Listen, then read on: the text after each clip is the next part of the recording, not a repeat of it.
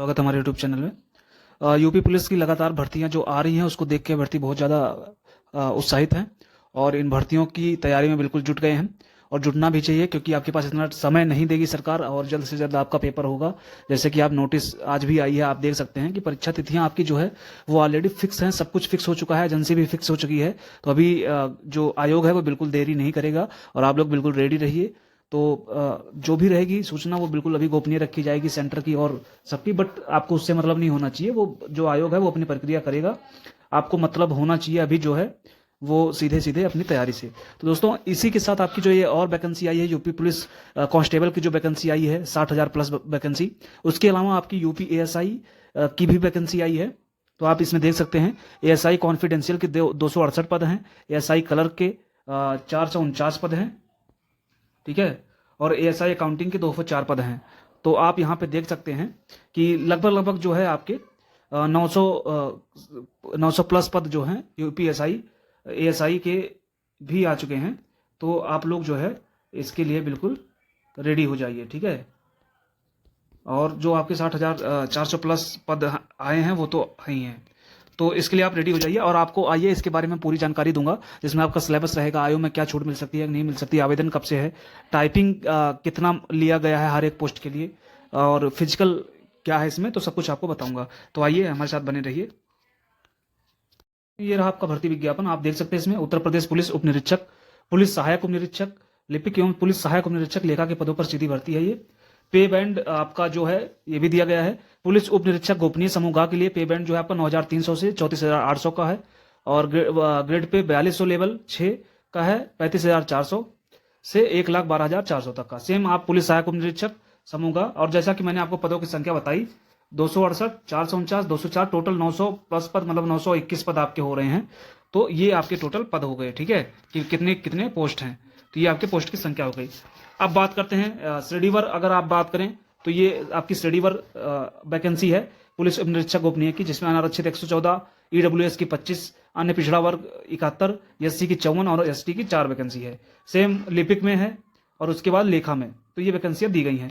दूसरी ये जो इंपॉर्टेंट चीज है ये बात कर लेते हैं, ऑनलाइन जो प्रारंभ होगा आपका ऑनलाइन आवेदन का, वो 7 जनवरी 2024 से आपका प्रारंभ कर दिया जाएगा आवेदन। दूसरा, अंतिम तिथि जो है वो है 28 जनवरी 2024। इसके पहले आपको जो है शुल्क भी जमा कर देना है और आवेदन को सबमिट कर देना है। संशोधन करने की आखिरी तिथि जो है वो 30 है, इसी में आप संशोधन कर सकते हैं, ठीक है, इसके पहले ही। दूसरा, जो आपका शुल्क निर्धारित किया गया है वो 400 रुपए निर्धारित किया गया है, ये आपको ध्यान रखिएगा। बाकी आप अहर्ताएं जानते हैं, आगे जल्दी से देखते हैं इसको। अब ये देख लेते हैं यहाँ पे आपकी टाइपिंग क्या है, ठीक है। तो गोपनीय पद के लिए जो आपकी टाइपिंग रखी गई है 25 शब्द प्रति मिनट की गति से हिंदी आपको टाइप करनी है, तथा कम से कम 30 शब्द प्रति मिनट की स्पीड से आपको अंग्रेजी की टाइपिंग करनी है, ठीक है। समूह खा की बात हो रही है ये समूह। और आपका अगर गांव में बात करें तो न्यूनतम 80 शब्द प्रति मिनट की गति से हिंदू लिपिक श्रुत लेख या उत्तर प्रदेश पुलिस भर्ती एवं प्रोन्नत बोर्ड द्वारा अवधारित शुद्धता के आधार पर अभ्यर्थियों को सफल घोषित किया जाएगा, ठीक है। तो ये आपको ध्यान में रखना है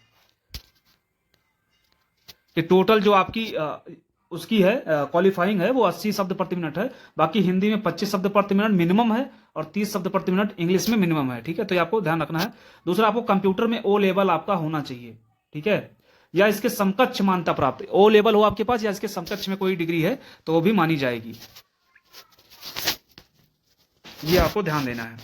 सेम अगर बात करें तो पुलिस सहायक उप निरीक्षक लिपिक के लिए भी 25 शब्द प्रति मिनट हिंदी और 30 शब्द प्रति मिनट की तरफ से इंग्लिश आपको आनी चाहिए, ठीक है, टाइपिंग होनी चाहिए। सेम ओ लेवल चाहिए या उसके समकक्ष में कोई डिग्री रहे। सेम यहाँ पे बात करेंगे उप निरीक्षक लेखा के लिए, तो कम से कम 15 शब्द प्रति मिनट, ठीक है, यहाँ पे 15 शब्द प्रति मिनट की तरफ से हिंदी टंकड़ आपको आना चाहिए। दूसरा, ओ लेवल हो या उसके समकक्ष कोई मान्यता वाली डिग्री हो आपके पास, ये आपको ध्यान देना है, ठीक है। जो भी मान्यता हो डोया के एनालिटी से आपकी होनी चाहिए।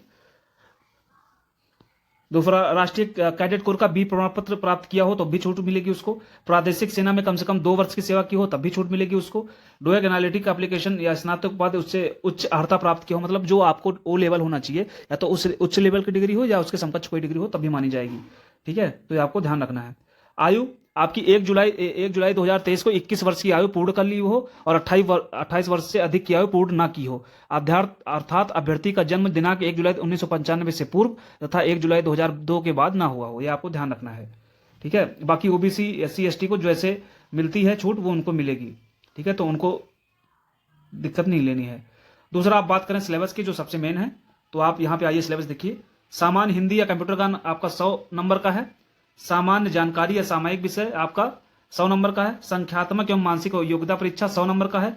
मानसिक अभिरुचि परीक्षा या विद्युल्लब्ध परीक्षा या तार्किक परीक्षा आपकी, जिसको रीजनिंग बोलेंगे, 100 नंबर का। टोटल 400 नंबर का आपका जो है पेपर है, जिसमें 35% आपको लाना ही लाना है, तभी आप पास होंगे।